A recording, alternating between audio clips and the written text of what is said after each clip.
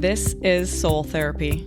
I'm Jen Hulley, your host and therapeutic arts practitioner, creativity coach, and photographer, obsessed with empowering others to build creatively fulfilling lives. This week, we're talking about narrowing your focus to broaden your awareness. We're looking at mindfulness and limitations through photography to enhance creativity.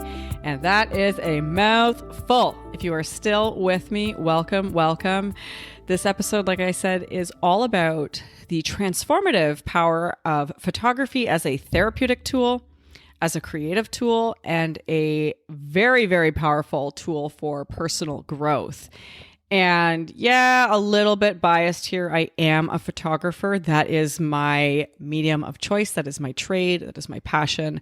I have been taking photos since I was like 3 years old when I grabbed my mom's SLR in the 80s and propped it up on the back of the chair and took a very blurry, out of focus, however, very artfully composed photo of my goldfish at the time.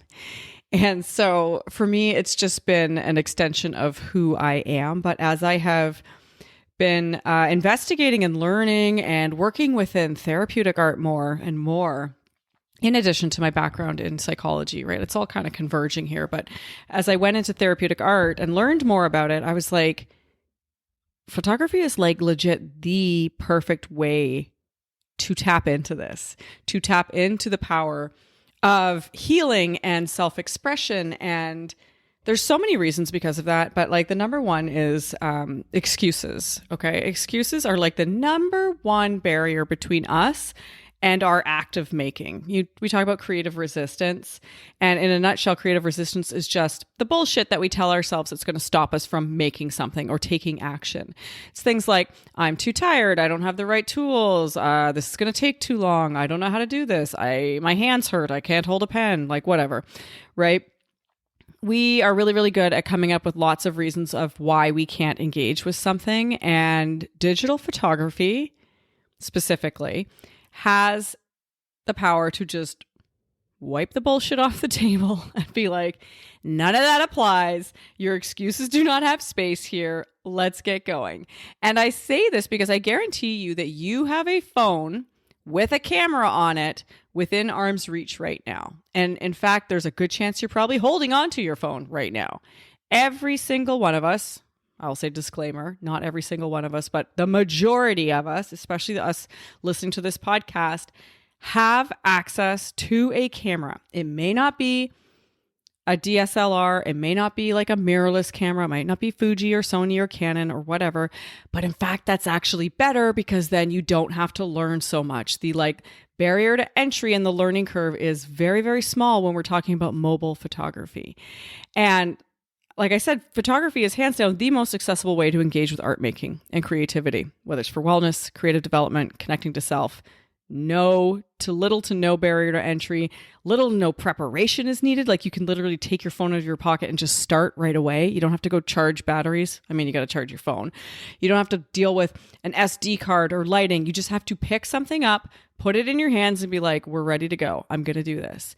And it eliminates, like I said, those barriers that prevent us from starting our creative habits. So, this is why our brain, also, if you get into photography, this is why your brain gets really good at like coming up with reasons with why you can't start. It's like, I need a new camera. I need a new lens. I need new this. My lighting's not right. Like you're going to still deal with the resistance and the excuse making to stop you from doing it. But when we stick to mobile photography on our phones, it's got everything that we need.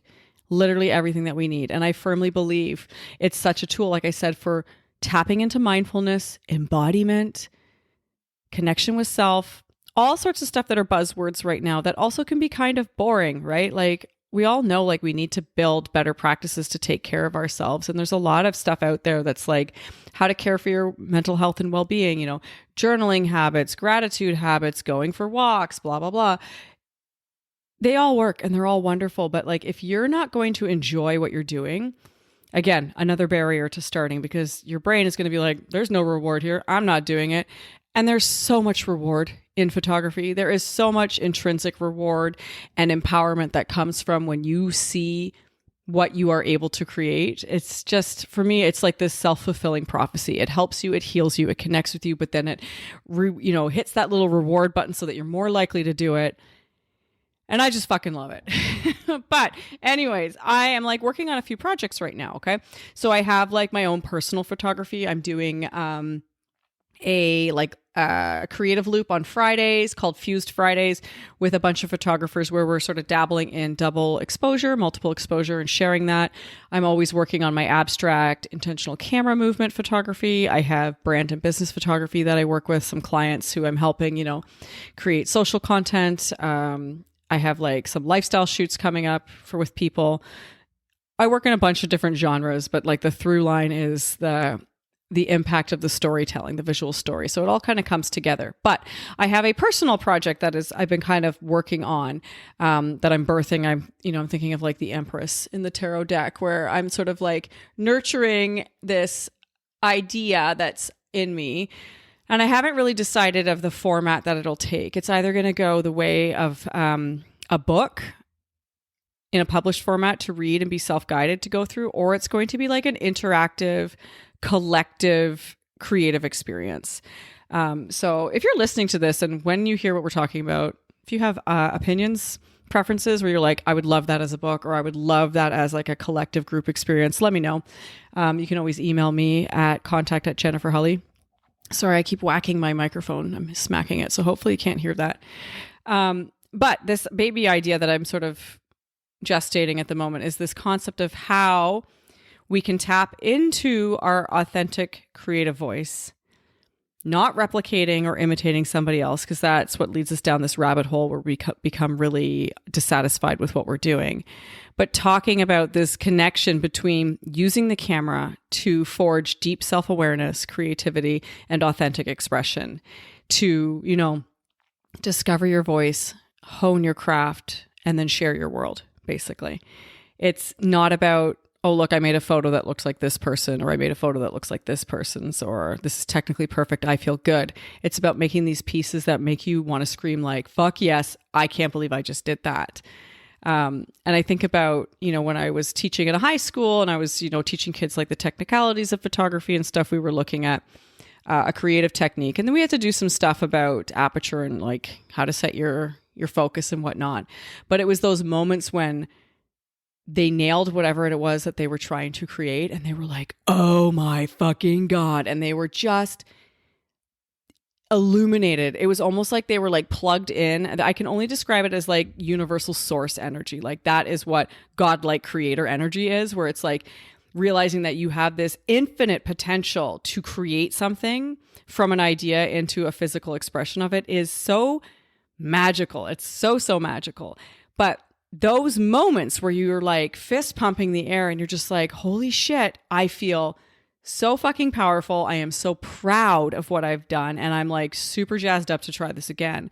Doesn't come from a state of when we sit in fear or we sit in lack or low self-worth. And we think that to be good and take up space, we have to be the same as everybody else. We have to replicate what others do, thinking like magic words, magic gear, magic solution will like whatever somebody else did to achieve that will work for you. It's not having that. It's about learning how to tap into your inner voice, hone your skill, whatever it is that is related to then putting your story out there. And so this long convoluted story that I'm trying to tell you is about this.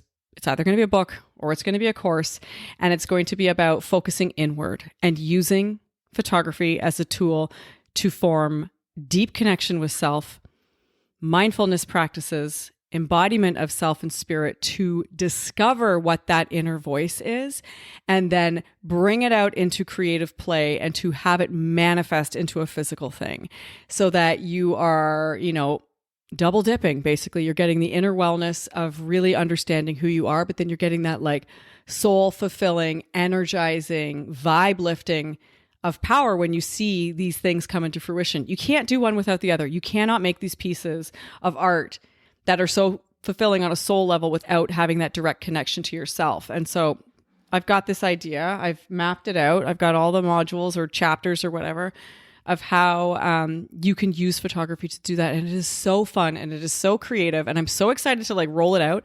I'm just sitting on it. I'm like, I don't know whether, is it a book or is it like a group experience? Because there's magic in both. And maybe it will be both. But as you listen to this, if this speaks to you and it speaks to you in a certain format, please let me know. I would love to hear your opinion as this starts to take shape and take form. And also remind you that creativity coaching and mentorship programs and spaces are open for 2024. You can reach out to me via my email, contact@jenniferhully.com, or you can tap the link in the show notes. It is a process of like what I'm talking about right now, but very intense and very one-to-one and very specific to you and whatever it is that is in you that needs to be birthed out. It's a process of embodiment, intuitive mindset practices that really help you tune into your inner creative spirit, that inner magician power, and bring it out into manifestation, because that's the big hurdle for a lot of us. We have that power within us, but putting the things into action, whether it's dealing with, I said, the limiting beliefs or dealing with the habits, or sometimes it's logistical things that need to be tweaked so that this can come out. There's so many moving parts that can be getting in the way. And we want to eliminate that because I want everyone to have that feeling of just sheer joy, pride, self-esteem, and desire to do something again. That is the purpose of life, I believe, is to figure out a way to tap into that energy and create more of it for yourself. So if you want to talk about that in terms of one-to-one coaching, mentorship, drop me a line for sure, and I'll let you know what that might look like for you. But here's what we're going to do. We're going to drop into a conversation that I had with creative photographer Celina Bailey. And there are previous parts of this conversation on my other podcast, but I think I'm going to bring them in here. I think there is space and relevance for them. And I always like to circle back to things like we don't just make something once and then leave it and it's never applicable. And this is a perfect example of it because I recorded this, I want to say like a year and a half ago with her. And this is part of the conversation that I never published. And it's all about mindfulness, embodiment, how we narrow our focus to broaden our awareness of ourselves and the space that we're in through photography. And it also talks about limitations and putting creative limitations in place so that we can nurture our creativity and get out of the habit of just replicating same shit, different day, so that we're not feeling burnt out or disconnected from our work. We're going to talk a little bit about how she uses photography to drop into the moment, like how shooting in less desirable scenarios. Hello, winter, my old friend. If you live in Canada, you know what I'm talking about right now, or anywhere that gets snow. Like, I mean, Canada's the worst, but let's be honest. Talks about like how it forces you to be aware and view a story that's unfolding, and how you can have your mind on, mind off. We talk about film photography, about how we need to, that's a constraint that can come in because you have 24 frames, right? And how that in itself, that limitation and that constraint can nurture mindfulness and intention, because your actions have to be intentional for your results that you're looking for. And we also talk about emotional detachment in this conversation, about being present in the process, not totally attached to the outcome, and sitting in a space of creative curiosity versus like, I'm going to stronghold and, will this photograph into submission and be exactly what I want it to be, because that is no good for anybody. So it's a really interesting conversation. I will be back at the end to talk a little bit more about it and share some stuff, but we'll stop here and you can have a listen to this conversation I had with, like I said, creative photographer Celina Bailey. You've said before that photography allows you to be more present in the moment. Like you were talking on a previous podcast I was listening to where you said that having your camera with you and taking pictures of like whatever's going on actually allows you to drop in and be more in the moment than it would if you didn't have your camera. Yeah. When did you notice this? Like, when did you first, I totally understand what you were saying when you said that. Cause I was like, yes, I have a little ADD, and I'm like, when I have my camera, it's like, whoop, I can focus. But how did you notice that it allowed you to be more present? Was it with your kids first when they were little, or? Yeah. So like I said, I picked up my camera. I always had a camera with me, but where I really got serious about photography was I started off by wanting to, well, the blog was one thing, but then Right. when I really learned how to use my camera in manual mode and everything, I started documenting my children Hmm. and took photos of them just through a documentary approach where it just basically they do their thing and you photograph them. And for Kids me, in the wild, basically, right? sorry. Kids in the wild, Yeah, basically. It's just exactly. like sit back Yeah, and see what happens. exactly. And then what I noticed is that I actually, because I had my camera and I was shooting them, I was actually more present because I think that, or else I would have, I was more with them in a way because I Hmm. would bring myself into their space. Yeah. And I started taking photos of them, and because that moment called me or the light called me Hmm. or something, and it just made me look and see also what was around Hmm. me, be more present in that sense because you're more attuned to what's going on around you when you have a Hmm. camera because you're looking for that composition, that moment, that spark or Yeah. whatever. Whereas if and I also find that whenever, and this is a way that my children also know how to make me want to go on a walk or do something. They're like, "Oh, bring your camera," like yeah, for sure. I've become less lazy in a way too, because Hmm. I will go for, even if we get really cold winters and I hate the cold. I'm like, I absolutely hate it. But when my kids are like, bring your camera, let's go luging or skating, I'm like, yeah, for Okay. sure. Or else I'd be like, no way. Like, what's in it for me? I don't skate, I don't ski, but the camera makes me, because I play, right? For me, Hmm. the camera is my tool. It's my happy place. Yeah. It's where I get creative. So it makes me want to do these things with my kids, but also just even in my house, instead of being, at my computer or on my phone scrolling something, just the fact that I'll be with them taking photos is very much like made me realize, makes me just more present. And Yeah, it since I forces you to started, drop into the moment, like you're saying, right? Literally sometimes drop into the moment where they are. yeah, and then you listen to them and to their conversations or whatever it is that they're doing.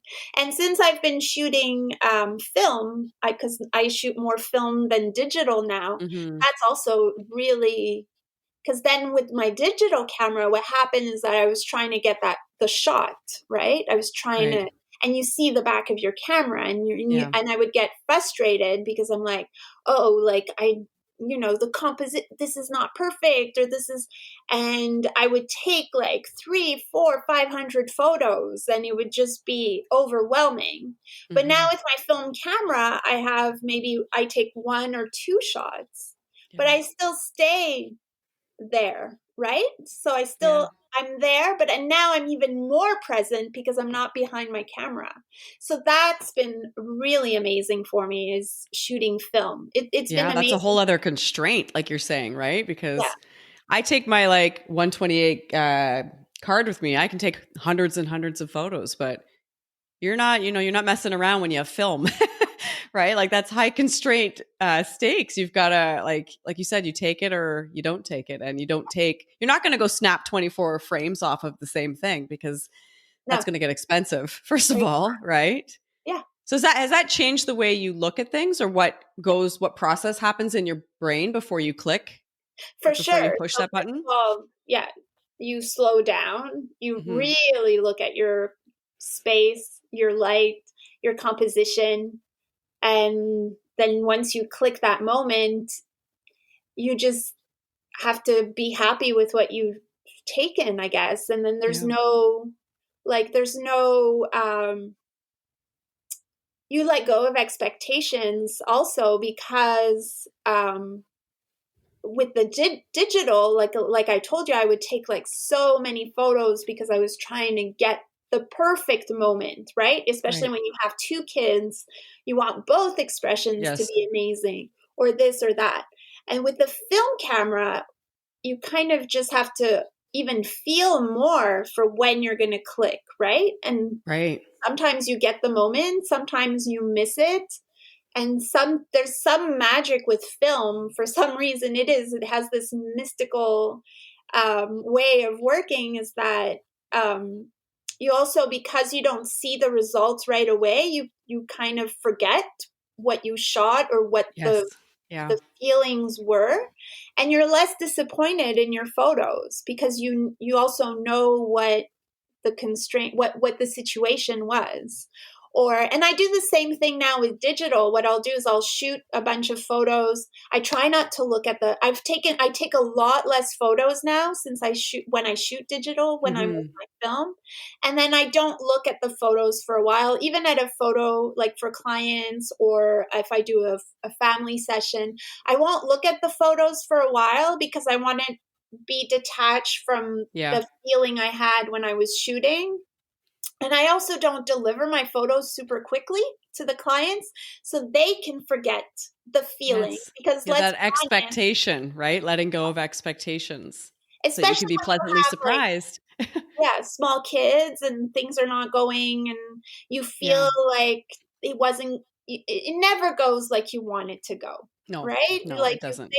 you always have even as a photographer, you have an idea of what the shoot should or will be like. And then there's all these unexpected things, right? The one Yeah. baby cried the whole time, one kid was running around, this, that. So if you leave it, take the photos, go home, don't look at them, wait a little while so that you can kind of forget how it Yeah. was.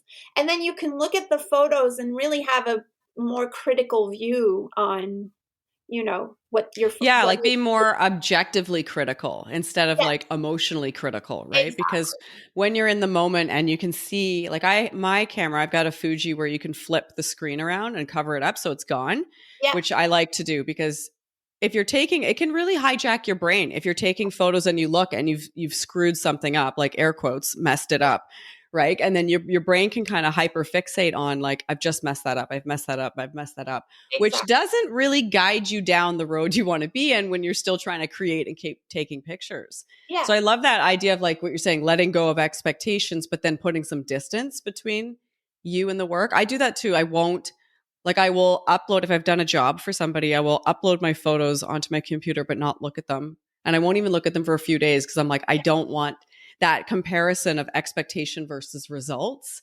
yeah, Um, because we can be very results oriented, right? Especially like you're saying, if you have a digital camera, it's like, I want it to be perfect. I want both kids this. I want the lighting perfect, but I want, I don't want the highlights blown and I want the shadows there. Like you want everything, but it's right. not, we don't have that control. That's kind of what we were talking about at the beginning is there's always that element of unpredictability, Yeah, right? yeah, Um, and I love that you shoot. Like I can see how film would really help you let go of that, right? Say let go of some bad habits that we can pick up as creative people. Not yeah, necessarily bad habits, but maybe challenging expectations or unrealistic expectations. Um, yeah. And then yeah, you get really nice and fun surprises when you don't look at, like, I call them happy accidents, yeah, because you haven't looked at the back of your camera, or with film you sort of don't always know exactly what the photo will look like because you can't see hmm the back of your camera. So a lot of and then with film cameras, you also there's an added component, and that's, sometimes you get light hmm leaks or weird things happen, or the film didn't advance like you wanted. So you have this funny double exposure. And then for some reason, they usually always work out really well. And yeah, so also looking at your photos and seeing, those accidents and why you like them, and analyzing your work so that you can reproduce the mistakes, I yeah, think is really fun too. yeah. Are you more for with you in photography? Is it more process or product for you? Like, are you in Oh love my with the God, yeah, process? definitely. I couldn't Yeah. I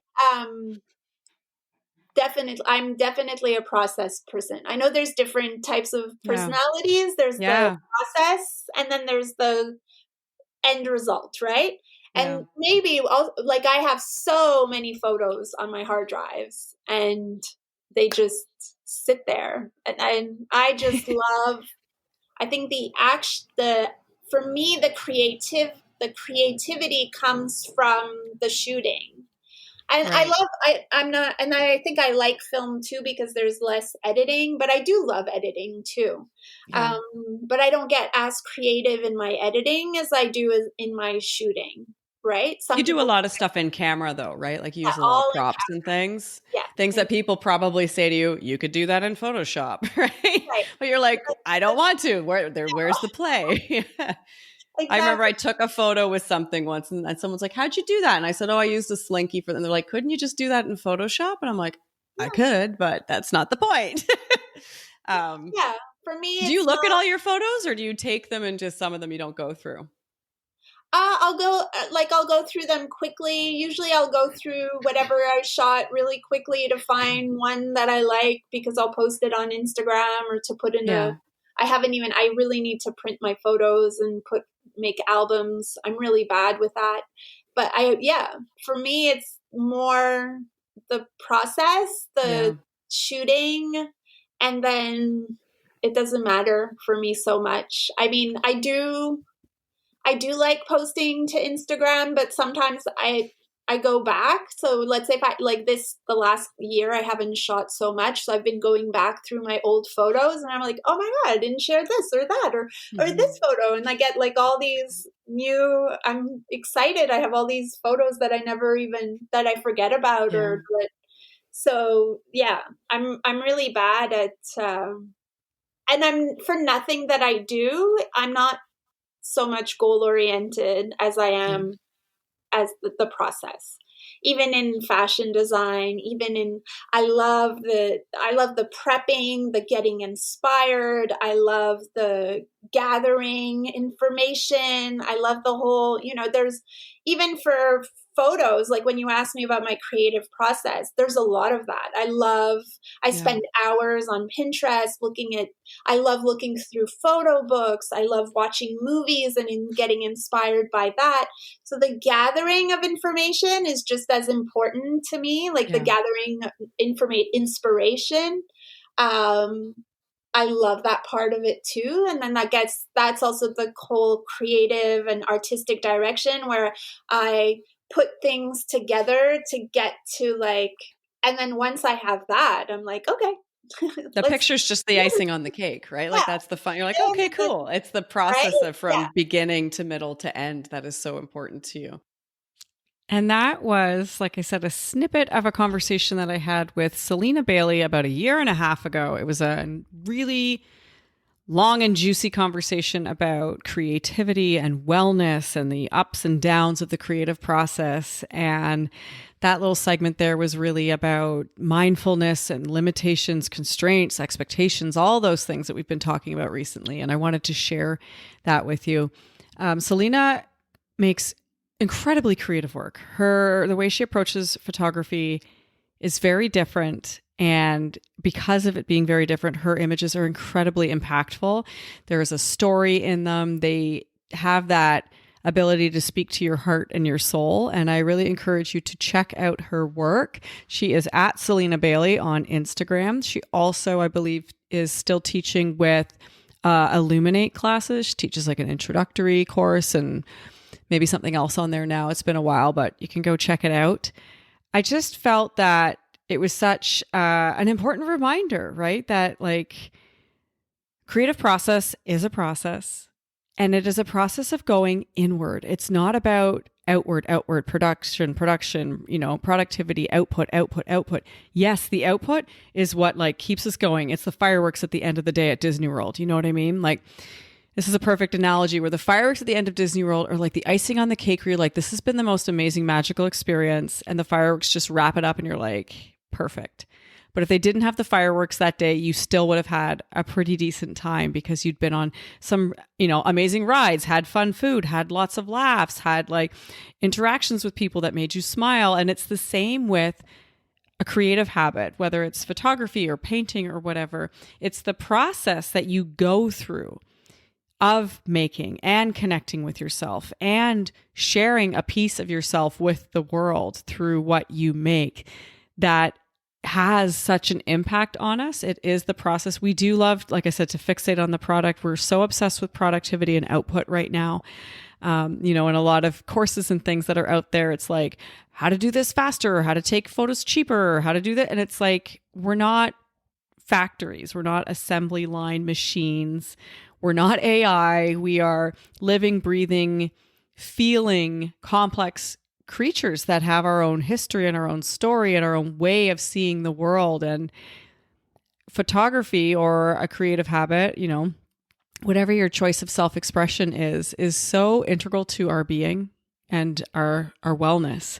And my fear is that as we go further and further into the world of AI and optimization and machines, is that we'll be taken away from that. I feel like we as people are supposed to engage with the world through our senses. We're supposed to feel and touch and make and get your hands dirty and do things and interact with stuff.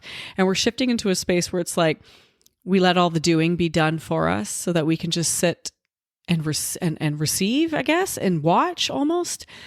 Consume, I think, is the word I'm looking for. And if we really want to live a balanced, happy, healthy, harmonious life, it's shifting out of that consumption into that creation, because that is why I believe we are actually here on Earth. We're going deep now, but I think and I posted about this on Instagram, I really think the purpose of life is to learn what brings you joy, learn what fills your bucket, what gives you that intrinsic, like, oh my God, this is amazing, through the senses, what feels good, tastes good, looks good, like all of that. To learn what that is, but then become skillful and master the art of actively creating scenarios in our life that give us more of that. And like I said, photography can be an avenue to do that. It can be an avenue to capture and remember those moments. It has so many things. So if you are a photographer, I would love to hear from you. Let me know why you shoot, what you love to shoot. If you've never taken a photo in your life, come play along with me on Instagram or TikTok. Come hang out, give it a whirl. It's a great way to shake up things if you work in another medium. We talked last week, I think, or 2 episodes ago, about changing things up and playing in different areas and different things that you're not comfortable with as a way to boost creativity. So there is so much value in it. And I could talk for hours and hours. And that's why I have a podcast and why we'll be back next week to talk more about this, about, the things that are near and dear to my heart and hopefully your heart, which is, relentless self-discovery, self-expression, honing a craft of creation, whatever that looks like to you, and boldly and bravely bringing that stuff out into the world to share it with others. Because when we share our art, we are sharing ourselves. We are saying, this is what it looks and feels like to be me. And this is what feels important and meaningful and joyful or hard and heavy, to me. It's sharing ourselves with the world and sharing ourselves with ourselves. There's just so much from it that we can all benefit from. So yeah, watch this space for this focus inward, and whether it takes the format of a book or a course. It is so up in the air right now. I'm totally not sure. It could go 50-50 either way. And if you're intrigued and interested about creativity coaching and mentorship, and you want to talk about all these practices and how we could bring this into play for you, please reach out, shoot me an email, contact Jennifer Holly. All the deets are in the show notes. You know that. And one last thing, please, please, please give this show a rating and review if you're liking it. It's really helpful.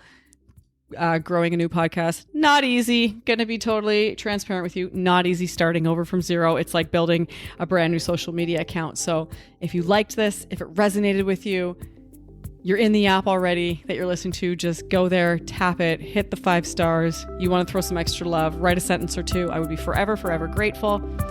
Until next week, go out there, kick creative ass, and I'll talk to you soon.